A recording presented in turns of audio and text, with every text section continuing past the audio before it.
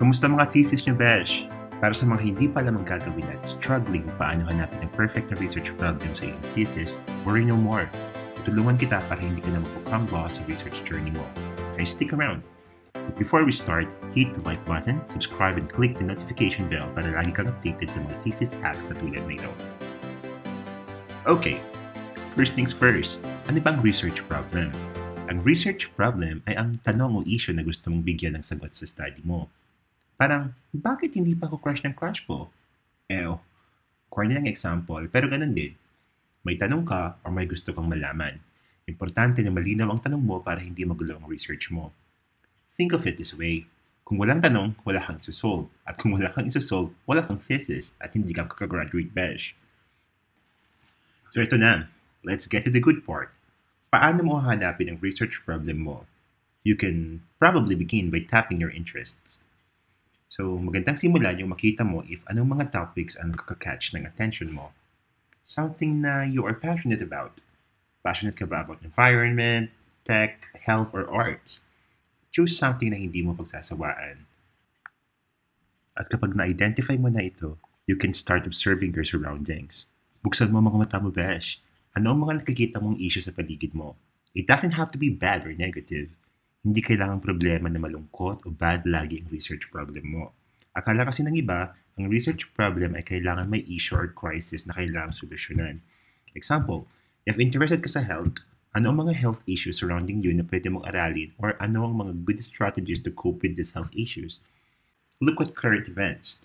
Trending news and current issues are goldmines for research problems. One tip is to follow pages ng mga credible news providers or even forums or channels. Example, Rappler or Philippine Daily Inquirer.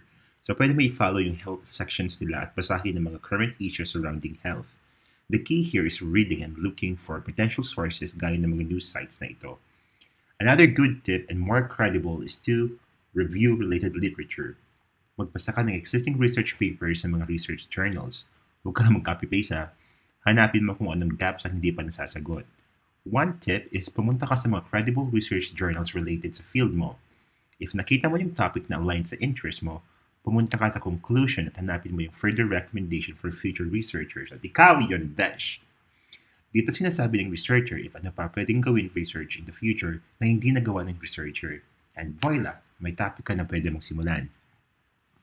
If may idea ka na what to talk about, start checking if pasado yung mga criteria ng isang good research problem. Meron lang 3 criteria na pwede mong tingnan. 1 is clear and specific ba ito? Hindi vague. Maybe makakatulong if masagot mo yung 5 W's para may specify mo clearly. Kapag sinabi mong mental health, anong mental health ito? Sinong affected? At saan sila located? At saan mo aaralin ng mga ito? Or pwedeng kailan ito nangyari? Second is, significant ba itong topic na ito? Dapat may relevance, hindi random lang. Dapat mas malalim yung pinaghuhugutan mo. Why do you want to study such specific problem? Your advisor will definitely ask the question why. Bakit gusto mong aralin ang topic na ito? May urgency ba to study this or what motivates you to study this topic? Makakatulong ba to sa iyo personally or your topic can shed light to larger issues? Or yung result ng findings mo pwedeng gamitin for policy making or whatever worthy causes na makakatulong sa timely and relevant to my country, which is the Philippines. I want to show the world, the universe rather. Pero hindi naman kailangan ganito always. And lastly, ang isa sa mga pinaka-importante na tanong ay, feasible ba ito? Kaya mong sagutin gamit ang resources and time na meron ka. Sometimes kasi may gusto tayo na research topic na sobrang grand or very ambitious na feeling natin gusto natin isolve ang problema ng buong mundo. It doesn't work like that. Be more realistic. Yung topic ba na gusto mo kaya mo in 2 to 3 months or whatever feasible time frame meron ka before you graduate? If hindi, adjust your topic without necessarily changing it. If confused ka and you want more clarity on the topic na gusto mo, it's time to consult your advisor and peers.